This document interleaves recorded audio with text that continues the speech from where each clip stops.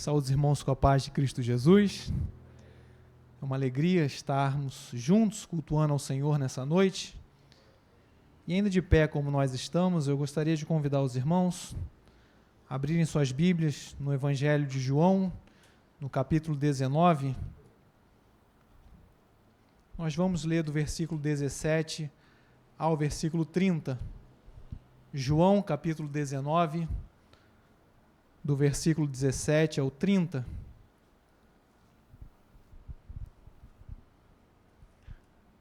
Amém? Todos encontraram?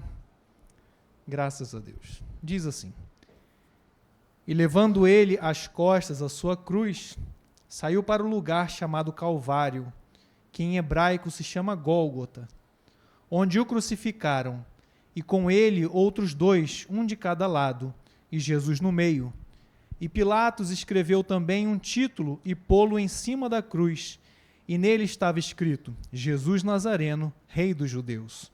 E muitos dos judeus leram esse título, porque o lugar onde Jesus estava crucificado era próximo da cidade, e estava escrito em hebraico, grego e latim. Diziam, pois, os principais sacerdotes dos judeus a Pilatos: Não escrevas Rei dos Judeus, mas que ele disse: Sou Rei dos Judeus. Respondeu Pilatos: O que escrevi, escrevi. Tendo, pois, os soldados crucificado a Jesus, tomaram as suas vestes e fizeram 4 partes, para cada soldado uma parte, e também a túnica. A túnica, porém, tecida toda de alto a baixo, não tinha costura. Disseram, pois, uns aos outros: Não a rasguemos, mas lancemos sorte sobre ela, para ver de quem será. Isto foi assim para que se cumprisse a escritura que diz: Dividiram entre si as minhas vestes, e sobre a minha túnica lançaram sortes. Os soldados, pois, fizeram essas coisas.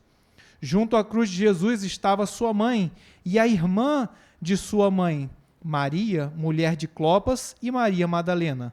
Ora, Jesus, vendo ali sua mãe, e que o discípulo a quem ele amava estava presente, disse à sua mãe: Mulher, eis aí o teu filho.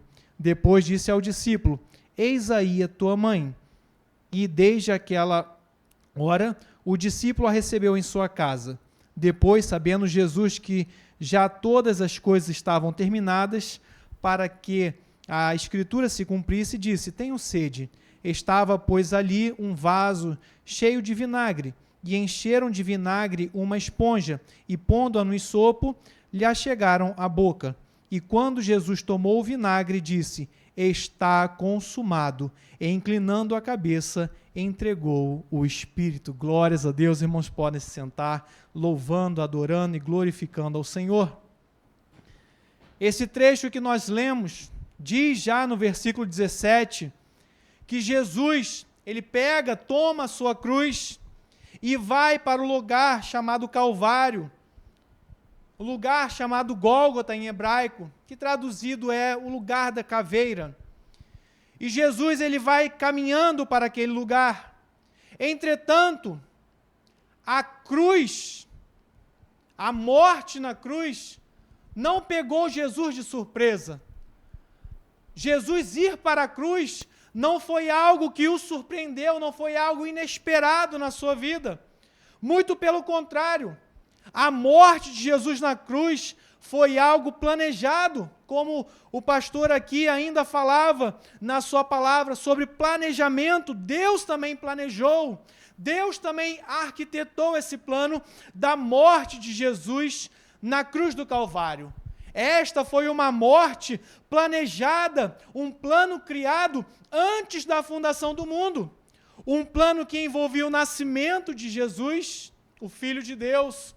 Diz Paulo em Gálatas, capítulo 4, versículo 4, que seu nascimento se deu na plenitude dos tempos, de um plano arquitetado por Deus. Entretanto, aqueles dias eram dias difíceis. Era um tempo em que havia um silêncio profético, um tempo em que desde que Ageu, Zacarias e Malaquias findaram suas profecias, não tinha mais nenhuma profecia escrita. Um tempo do silêncio de Deus, um tempo de silêncio das profecias, um momento de silêncio de Deus. Mas, quando nós olhamos para a história e quando nós olhamos o agir de Deus nesses 400 anos, nós vemos a mão de Deus agindo, nós vemos a mão de Deus trabalhando, nós vemos que no meio do silêncio de Deus, Ele estava trabalhando. O Senhor estava no controle, o Senhor estava no comando de todas as coisas. Quando Jesus nasceu, cresceu, iniciou o seu ministério, João Batista vê Jesus e o identifica dizendo: eis o Cordeiro de Deus que tira o pecado do mundo. Jesus veio cumprir um plano criado pelo Pai. Pedro diz na sua primeira carta que o Cordeiro foi morto antes da fundação do mundo. Entretanto, a cruz, ela sempre esteve presente no plano de Deus, inclusive nas pregações e nas falas de Jesus.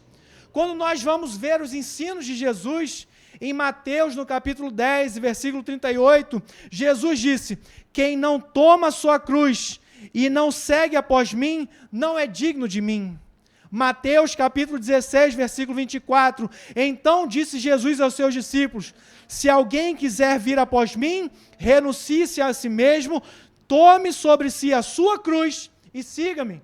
Veja que a cruz era algo que Jesus ensinava sobre, era algo que Jesus pregava sobre, e a sua crucificação não o pegou de surpresa. Entretanto, nós também recebemos um convite para pegarmos a nossa cruz e seguirmos a Jesus. Cruz, irmãos, não fala de peso. Cruz fala de renúncia e sacrifício. Cruz não fala de algo pesado e negativo, como algumas pessoas às vezes, infelizmente, tratam. Essa doença é minha cruz, esse problema é minha cruz, essa situação é a minha cruz. Não, a cruz não é algo pesado, negativo, muito pelo contrário. Jesus não acrescenta peso sobre nós. Disse Jesus no seu convite a nós, em Mateus capítulo 11, versículo 28 ao 30, vinde a mim, todos os que estáis cansados e oprimidos, e eu vos aliviarei. Tomai sobre vós o meu jugo, e aprendei de mim, que sou manso e humilde de coração, e encontrareis descanso para a vossa alma, porque o meu jugo é suave e o meu fardo é leve. Jesus tem uma leveza para nós, Jesus tem um fardo leve para nós. A nossa cruz não fala de peso, a nossa cruz fala de renúncia. E Jesus fala que nele nós encontraremos descanso para a nossa alma. Quantas pessoas precisando de descanso para a alma? Quantas vezes precisamos de alívio para a nossa alma? E é em Jesus que nós encontramos o descanso para a nossa alma. Aquele que habita no esconderijo do Altíssimo, à sombra do Onipotente descansará.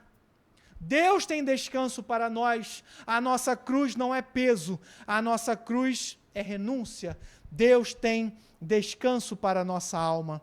Salmo 23, diz a palavra de Deus: o Senhor é o meu pastor, nada me faltará. Deitar-me faz em verdes pastos, guia-me mansamente a águas tranquilas, refrigera a minha alma, guia-me pela vereda da justiça, por amor do seu nome. O Senhor tem um refrigério para nós, o Senhor tem um descanso para nós, o Senhor tem algo que acalenta a nossa alma, como fora profetizado no livro de Isaías, capítulo 61, acerca do Messias, daquele que viria. E quando nós vamos ver o trabalhar de Deus, o trabalhar do Espírito Santo na pessoa de Jesus, nós vamos ver que ele veio para trabalhar a nossa alma, trabalhar o nosso coração contrito. Olha o que a Bíblia diz, Isaías 61, o Espírito do Senhor Jeová está sobre mim, Porque o Senhor me ungiu para pregar boas novas aos mansos, enviou-me a restaurar os contritos de coração e a proclamar liberdade aos cativos e a abertura de prisão aos presos e a pregoar o ano aceitável do Senhor, o dia da vingança do nosso Deus e a consolar todos os tristes. Deus tem consolo para nós. Se alguém entrou aqui triste nessa noite, sairá alegre em nome de Jesus. Se alguém entrou aqui pesado de alma, sairá daqui com descanso, sairá daqui com alívio, porque esse Jesus é quem nós servimos, esse Jesus é quem nos encontrou e resgatou-nos da nossa vã maneira de viver, para nos transportar para o reino do Filho do seu amor. Jesus tem descanso para nós, Jesus tem refrigério para nós, Jesus tem consolo para todos os que estão tristes. O Salmo 23 falava isso: refrigera minha alma. Quantas vezes precisamos de refrigério da alma e encontramos em Cristo Jesus, o nosso Senhor. Então, a cruz vem falar de peso, de renúncia. A cruz vem falar de um sacrifício por amor a Cristo. Estou crucificado com Cristo. Fala de renúncia dos pecados, renúncia dos prazeres mundanos, renúncia das obras da carne, renúncia da mentira, renúncia do engano. Renunciamos por quê? Porque estamos crucificados com Cristo. Glórias a Deus. Uma vida de sacrifício, uma vida de obediência, uma vida de fé, estar crucificado com Cristo. Mas, apesar de todo o esforço, apesar de toda a obediência, apesar de toda a fé que isso envolve, a Bíblia fala que está envolvida uma gloriosa recompensa de vivermos crucificados com Cristo. Apocalipse capítulo 2, versículo 10, ser fiel até a morte e dar-te-ei a coroa da vida. Vale a pena servirmos a Jesus, vale a pena renunciarmos tudo por amor ao Mestre, vale a pena estarmos crucificados com Cristo, porque está nos prometido a coroa da vida. Vale a pena combatermos o bom combate, guardarmos a fé em nosso coração. Vale a pena servir a Jesus. O combate, segundo Paulo, não é um combate ruim. O combate, segundo Paulo, é um bom combate. O combate do Evangelho não é algo pesaroso. O combate do Evangelho é o bom combate, onde nós sabemos para onde nós estamos indo para o céu, onde toda a nossa lágrima será enxugada, onde todo o nosso pesar acabará. Nós estamos indo ao encontro de Jesus, glórias a Deus por isso. Vale a pena. A vida no Evangelho, a vida do cristianismo, não é uma vida pesarosa. É uma vida onde nós temos certeza da nossa vitória. Onde se Deus é por nós, quem será contra nós? Onde nós não estamos sozinhos, o nosso general vai à nossa frente, ele é o Jeová Nissi, a nossa bandeira. Há uma bandeira para nós levarmos, a bandeira do Evangelho, e o Evangelho é algo maravilhoso. O Evangelho é poder de Deus para a transformação da vida, para a transformação do pecador, para a transformação nossa. O Evangelho é algo maravilhoso. É uma bênção que nós recebemos, ou é a maior bênção que nós recebemos. É o bom combate. E chega então, no versículo 18, vai dizer que Cristo Jesus, ele foi crucificado, e com ele outros dois, um de cada lado, e Jesus no meio. Agora, o Cordeiro de Deus está sendo crucificado, para derramar o seu sangue puro e carmesim, para nos perdoar dos nossos pecados, para nos remir da nossa culpa. Então, a Bíblia fala do sacrifício vicário, o sacrifício substitutivo, o santo morrendo pelos pecadores, o inocente morrendo pelo culpado, o Criador morrendo pelas criaturas. O sacrifício foi substitutivo, conforme a profecia de Isaías 53, que diz: verdadeiramente, Ele tomou sobre si as nossas enfermidades e as nossas dores levou sobre si, e nós o reputamos por aflito, ferido de Deus e oprimido, mas Ele foi ferido pelas nossas transgressões e moído pelas nossas iniquidades. O castigo que nos traz a paz estava sobre Ele, e pelas suas pisaduras nós fomos sarados. Glórias a Deus. Através do sacrifício substitutivo, através de Cristo, Criador de todas as coisas, morrendo pelas criaturas, através do Santo de Deus, morrendo por nós culpados, as nossas enfermidades, as nossas dores foram levadas no Calvário. Por isso, nessa noite, nós recebemos a saúde de Cristo. Por isso, nessa noite, se alguém entrou aqui doente, sairá daqui sarado em nome de Jesus. Porque Ele é o Deus que sara, Ele é o Jeová Rafá, que na cruz do Calvário levou as nossas enfermidades. Ele foi ferido e oprimido, e foi feito isso com Ele pelas nossas transgressões, pelas nossas iniquidades. Se nós temos paz hoje, o castigo estava sobre Ele. O castigo que nos traz a paz estava sobre Ele. Se nós temos paz, foi porque Ele pagou o alto preço por nós, glórias a Deus. Foi porque Ele deixou para nós a sua paz. João capítulo 14, versículo 27, disse Jesus para nós: deixe-vos a paz, a minha paz vos dou, não vou lá dou como o mundo a dá, não se turbe o vosso coração, nem se atemorize. Recebamos a paz de Cristo em nosso coração. Isaías capítulo 9, versículo 6, porque um menino nos nasceu, um filho se nos deu, o principado está sobre os seus ombros, e o seu nome será Maravilhoso Conselheiro, Deus Forte, Pai da eternidade e Príncipe da paz. Glórias a Deus. O Príncipe da paz está aqui conosco. O Príncipe da paz conquistou a paz, a nossa paz, na cruz do Calvário, como diz a Bíblia em Romanos capítulo 5, versículo 1, sendo, pois, justificados pela fé, nós temos paz com Deus, por nosso Senhor Jesus Cristo. Aleluias. A paz com Deus é algo muito precioso que nós temos, que foi através da justificação. Nós, todo ser humano, estávamos como Adão, escondidos de Deus pelo nosso pecado, mas quando Cristo chegou, perdoou nossos pecados através do seu sangue, então Ele conquistou para nós a paz com Deus. E é por isso que nós nos reunimos aqui nessa noite, para estarmos na presença de Deus.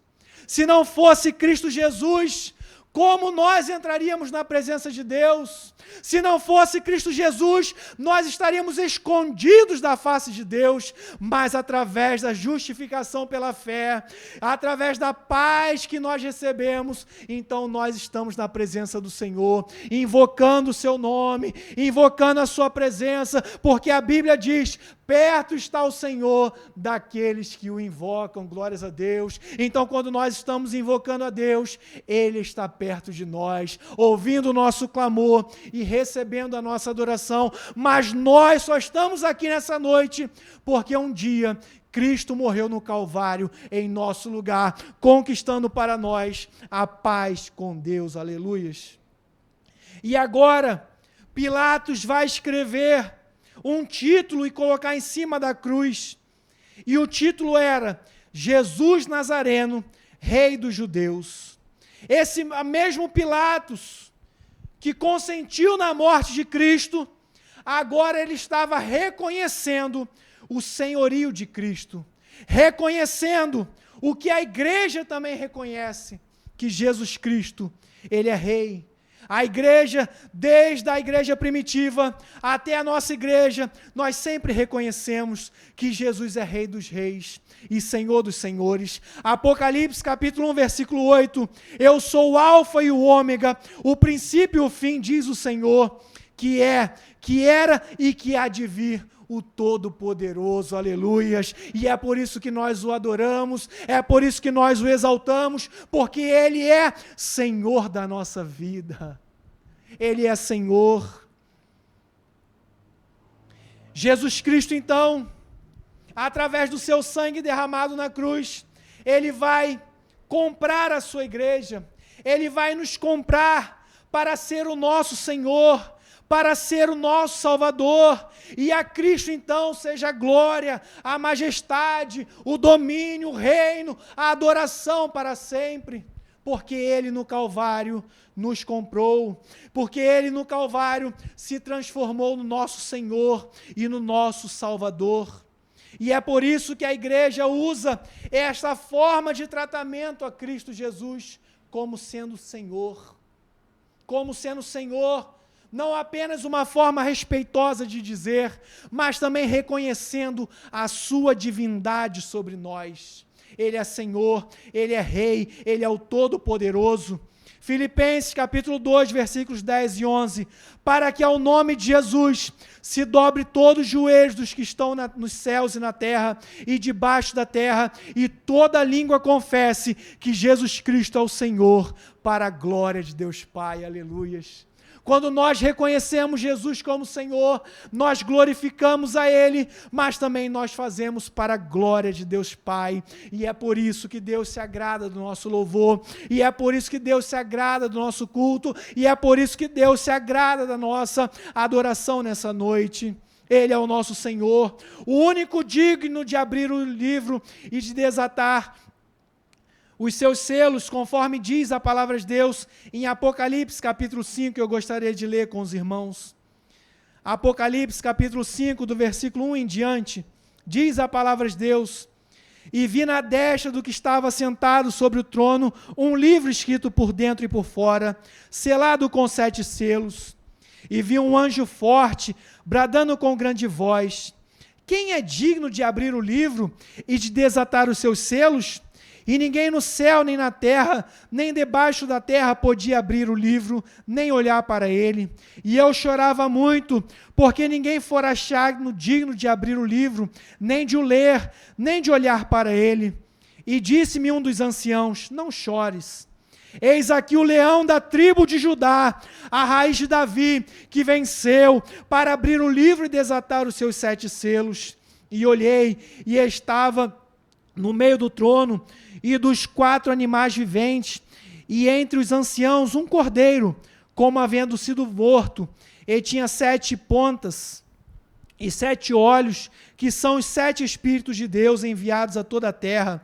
E veio e tomou o livro da destra do que estava sentado no trono, e havendo tomado o livro, os 4 animais e os 24 anciãos prostraram-se diante do cordeiro, tendo todos eles harpas e salvas de ouro, cheias de incenso, que são as orações dos santos, e cantavam um novo cântico, dizendo: digno és de tomar o livro e de abrir os seus selos, porque foste morto, e com teu sangue compraste para Deus homens de toda a tribo e língua e povo e nação, e para o nosso Deus os fizestes reis e sacerdotes, e eles reinarão sobre a terra. E olhei e ouvi a voz de muitos anjos ao redor do trono, e dos animais e dos anciãos, e era o número deles milhões de milhões e milhares de milhares, que com grande voz diziam: digno é o Cordeiro que foi morto de receber o poder e riqueza e sabedoria e força e honra e glória e ações de graças. E ouvi a toda criatura que está no céu e na terra e debaixo da terra, que está no mar, e todas as coisas que neles há, dizer: ao que está assentado sobre o trono e ao Cordeiro sejam dadas as ações de graça e honra e glória e poder para todo sempre. E os 4 animais diziam amém, e os 24 anciãos prostraram-se e adoraram ao que vive para todo sempre. Aleluias. Adore ao Senhor nessa noite, louve ao Senhor que morreu na cruz do Calvário por nós, mas ao 3º dia ressuscitou e está sentado à destra de Deus Pai, e é digno de receber a nossa adoração e o nosso louvor nessa noite. Aleluias. Glórias a Deus. E voltando para o texto que nós lemos, chegamos em João, no capítulo 19, versículos 26 e 27. Diz a palavra de Deus que, vendo Jesus, ali a sua mãe e o discípulo a quem ele amava, o João, disse à sua mãe: mulher, eis aí teu filho. Depois disse ao discípulo: eis aí a tua mãe. E desde aquela hora o discípulo a recebeu em sua casa. E eu fiquei meditando sobre isso e maravilhado como que Deus cuida das famílias. Porque Jesus principiou seus sinais lá em Caná da Galileia, trabalhando em um casamento, transformando água em vinho, cuidando daquela família, cuidando daquele casal. E agora, como que Jesus finda o seu ministério? Cuidando da sua família, dizendo: João, cuide da minha mãe. Mãe, eis aí agora o teu filho. Então, nós extraímos nessa noite esta lição que Deus cuida e que Deus zela pelas famílias. Em uma sociedade que prega tanta ideologia para destruir a família, a igreja vai na contramão desse mundo, dizendo que Jesus cuida das famílias, que Jesus ama as famílias e que a nossa família não vai ser destruída, que o nosso casamento não vai se acabar, que os nossos filhos não vão se perder, porque o nosso Jesus está cuidando das nossas famílias. Glórias a Deus. Louvado seja o nome do Senhor. Versículo 30. Agora, Jesus diz que ele tem sede. E diz, aliás, versículo 29, que pegam vinagre, colocam na esponja e chegam até a boca de Jesus. E quando Jesus toma aquele vinagre, ele disse: está consumado. E, inclinando a cabeça, entregou o seu espírito. Quando Jesus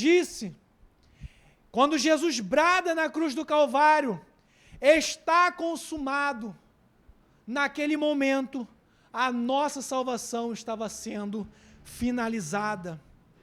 Naquele momento, o plano da nossa salvação estava sendo concluído. Naquele momento, nós estávamos recebendo a maior bênção das nossas vidas, que é a salvação da nossa alma. O plano estava concretizado, o plano estava finalizado. Quando Jesus disse na cruz do Calvário: está consumado, estava se cumprindo, se concretizando um plano que Deus Pai já tinha profetizado lá em Gênesis 3,15, que a semente da serpente feriria o calcanhar de Jesus, mas que Jesus esmagaria a cabeça da serpente. Quando Jesus foi ferido na cruz do Calvário, como diz lá em Isaías 53, era justamente essa profecia se cumprindo. Ele sendo ferido pelas nossas transgressões, a serpente ferindo o calcanhar de Jesus, mas ali também a semente da mulher feria a cabeça da serpente. Na cruz, Jesus foi ferido pelas nossas transgressões, mas ele esmagou a cabeça da serpente. Jesus venceu na cruz a morte, o inferno, o diabo. Jesus venceu, Jesus triunfou e comprou para si a igreja, como diz 1 Pedro capítulo 1, versículo 18 e 19. Sabendo que não foi com coisas corruptíveis, como prata ou ouro, que foste resgatado da vossa vã maneira de viver, que por tradição recebeste dos vossos pais, mas com o precioso sangue de Cristo, como de um cordeiro imaculado e incontaminado. Nós fomos comprados pelo sangue de Cristo na cruz do Calvário. Nós fomos comprados pelo sangue deste cordeiro imaculado e incontaminado. E é por isso que hoje nós somos livres. Livres para adorar a Deus, livres para cultuar a Deus, livres para render a Ele a nossa adoração.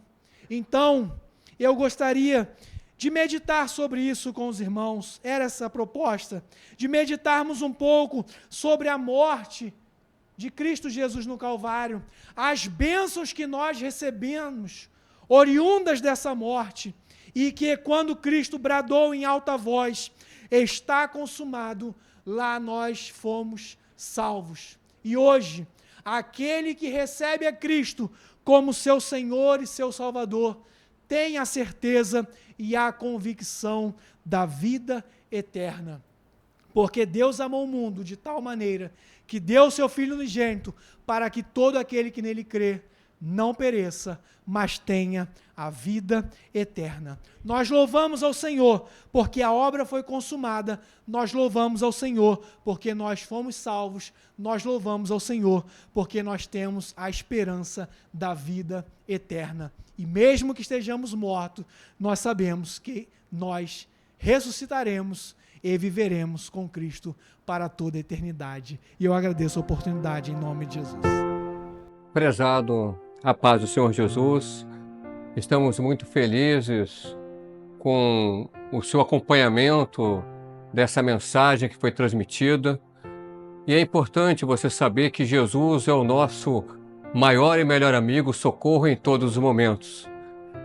Tem à sua disposição os canais de comunicação para que você possa ter acesso às informações concernentes à igreja, para ter plena ciência de que Jesus é o nosso Salvador.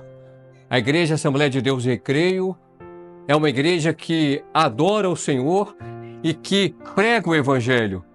E será uma grande bênção se você participar sempre conosco dessa experiência, reconhecendo a Jesus como seu Senhor e Salvador. Que Deus te abençoe rica e abundantemente a você e a sua família, em nome do Senhor Jesus.